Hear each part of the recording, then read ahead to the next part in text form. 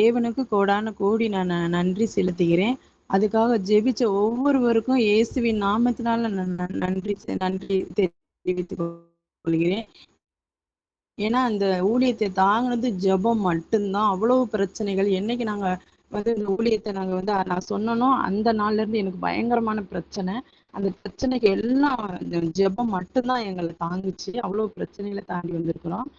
போன வார ஞாயிற்றுக்கிழமை வீட்ல ஒரு ஊழியம் மாசம் மாசம் ஒரு கூட்டம் நடக்கும். அந்த கூட்டத்த நடந்துட்டு, அந்த கூட்டம் முடிஞ்சு போகும்போது, அந்த ஊழியக்காரர் வந்து கார்ல ஏறும்போது எங்க அப்பா வந்து பயங்கரமான பிரச்சனை பண்ணி, அந்த ஊழியக்காரர் சட்டைய பிடிச்சு அடிக்க வந்தாரு.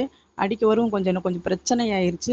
அவரு நெனச்சுட்டாரு, என் மகளுக்கு வந்து ஏதோ அம் பொண்ணு கேட்டு வந்திருக்கிறாங்க அப்படின்னு நெனச்சுட்டு, அப்படி நெனச்சுட்டு அவரு வந்து அந்த ஊழியக்காரவங்கள அடிக்க போயிட்டாரு. ஆனாலும் நான் வந்து ஊழியக்காரவங்கன்னு சொல்லியும் அவரு கேட்கல. அதனால கொஞ்சம் பெரிய பிரச்சனை ஆயிருச்சு. அதுக்கு பின்னாடி நான் கூடுகையில சொல்லி ஜெபம் பண்ணேன்.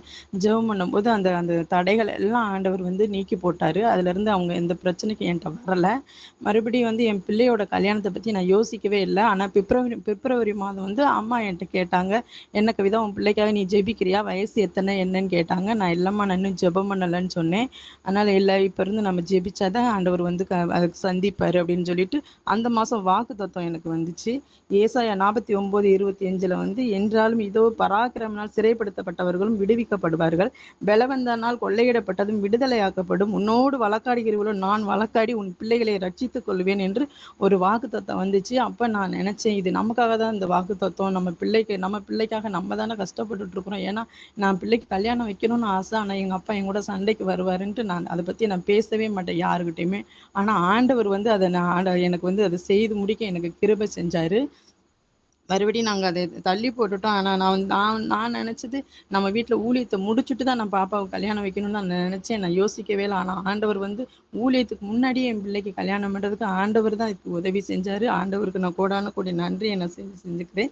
இந்த மாசம் வாக்குத்தத்தம் கூட, "இதோ நான் புதிய காரியத்தை செய்கிறேன். இப்பொழுதே அது தோன்றும். நீங்கள் அதை அறியீர்களா?" என்று ஆண்டவர் சொன்ன வாக்குத்தத்தத்த எனக்கு நிறைவு செஞ்சு குடுத்தாரு. அதுக்கு பின்னாடி ஊழியத்துக்கு வந்து நான் வந்து 2 பாஸ்டர்கிட்ட நான் சொல்லியிருந்தேன். அவங்க வர்றேன்னு சொல்லியிருந்தாங்க. ஆனா, அந்த பிரச்சனை நடந்ததுனால, ஐயோ! என்னன்னு எனக்கு தெரியல. ஆனா, எந்த ஊழியக்காரவங்களும் வரல. ஆனாலும் அப்பாவையும், அம்மாவையும் கொண்டு ஆண்டவர் அற்புதமா அந்த ஊழியத்த நடத்துனாரு. தைரியமா வந்தாங்க.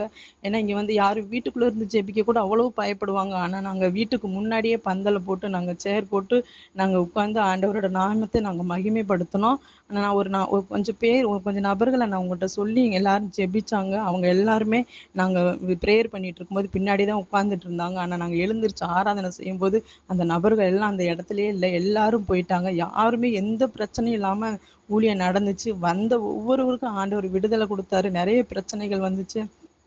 பிரச்சனையோட வந்தவங்கலாம் சமாதானமா போனாங்க. இந்த கூடுகையில ஒரு அக்கா உமா அக்காங்கிறவங்க வந்தாங்க. அவங்க வரும்போது கார்ல தான் வந்தாங்க. அவ்வளோ வரும்போது அவங்களால எழுந்திருச்சு நடக்க கூட முடியல. அப்படி வந்தாங்க. ஆனா நம்ம பிரேயர் அம்மா ஜெபிச்சாங்க. ஆண்டவரோட வார்த்தை வரும்போது அவங்க பயங்கரமா அலறி, அவங்க அந்நிய பாஷை பேசுது. பிசாசு வந்து அந்நிய பாஷை பேசி அவ்வளவு அலறுச்சு. அலறி அந்த இடத்துலயே விடுதலையாகி சாப்பிட்டாங்க. சாப்பிட்டுட்டு போகும்போது என் கைய பிடிச்சு குலுக்கிட்டு, "கவிதா நான் போயிட்டு வரேம்மான்னு" சந்தோஷமா சொல்லிட்டு போனாங்க. ஆனா வரும்போத விட போகும்போது அவ்வளோ ஒரு மாற்றமா போனாங்க. நெறைய பேருக்கு விடுதலை 4 மணி ஆயிருச்சு. 12:30க்கெல்லாம் பிரேயர் முடிஞ்சு, ஒவ்வொருத்தருக்கும் ஜெபிச்சு அந்த விடுதலை ஆகுறதுக்கு 4:30 ஆயிருச்சு. 4:30 மணிக்கு தான் சாப்பிட்டோம் நாங்க எல்லாருமே. சாப்பிட்டு முடிச்சுட்டு அந்த நாள் முடிஞ்சிருச்சு. மறுநாள் ஆலயத்துக்கு போனா, அங்க ஆராதிக்கும்போதே பயங்கர சவுண்டு பயங்கர பிசாசு அலறுச்சு. அலறி ஒரு வயசானவங்கலாம் 60 வயசு இருக்கும். அவங்கலாம் வந்து ப பெ ஆ ஆடி அவங்க சொல்றாங்க, "நான் எல்லாத்தையும் எடுத்துக்கிட்டேன். அவங்க வீட்ல உள்ள சந்தோஷம், நிம்மதி, அவங்க பையன குடிக்க வச்சுட்டு எல்லாத்தையும் அழிச்சுட்டேனே! ஒண்ணுமே இல்லன்னு" அலறுச்சு. "நீ போயிருவியா?" அப்படின்னு கேட்டதுக்கு, "நான் போயிர்றேன். இனிமேல் நான் வரமாட்டேன்னு" சொல்லிட்டு கீழ விழுந்துச்சு. ஒருத்தவங்க வந்து ரொம்ப நாள் அங்க சர்ச்சிலேயே சொல்லிட்டு இருப்பாங்க, "எனக்கு வந்து அந்த மாதம் இந்த மாசம் மாசம் தலைக்கு ஊத்துறது நெறைய போகுதும்மா" அப்படின்னு சொல்லிட்டு அழுவாங்க. எங்க பாஸ்டருமே சொல்லியிருந்தாங்க. ஆனாலும் அவங்களுக்கு விடுதலை இல்லாம அந்த நாள்ல வந்து அழுதாங்க. அழுது சொன்னாங்க. அப்புறம் ஜெபிக்கும்போது பயங்கரமா கீழ விழுந்து எழுந்திரிச்சாங்க. "இப்ப எப்படிம்மா இருக்குன்னு?" கேட்டதுக்கு, "அம்மா அது நின்று போனத நான் உணர்றேன்ம்மா" அப்படின்னு. "உண்மையாவே நீ உணர்றியாம்மா?" "நான் உணர்றேன்ம்மா. இப்ப நான் வரும்போது அவ்வளோ வலியில வந்தேன்ம்மா. இப்ப எனக்கு அது நின்று போனது எனக்கு நல்லா தெரியுதும்மா. எனக்கு கர்த்தர் வந்து விடுதலை குடுத்துட்டாரும்மான்னு" சொன்னாங்க.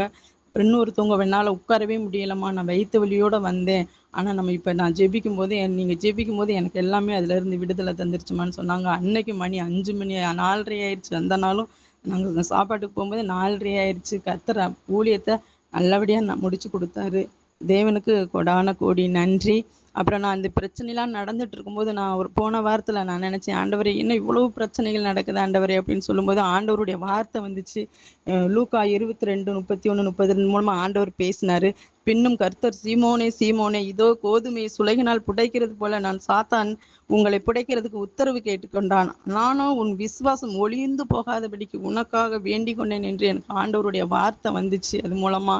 ஆனாலும் எல்லாத்தையும் ஆண்டவர் தடைகள் எல்லாம் நீக்கி போட்டு ஜெபத்தை சுலபமா முடிச்சு கொடுத்தாரு. கூடியில ஜெபிச்ச ஒவ்வொருவருக்கும் இயேசுவின் நாமத்தினால் நான் நன்றியை தெரிவித்துகிறேன். ஆமென். ஆமென், ஆமென், ஆமென்.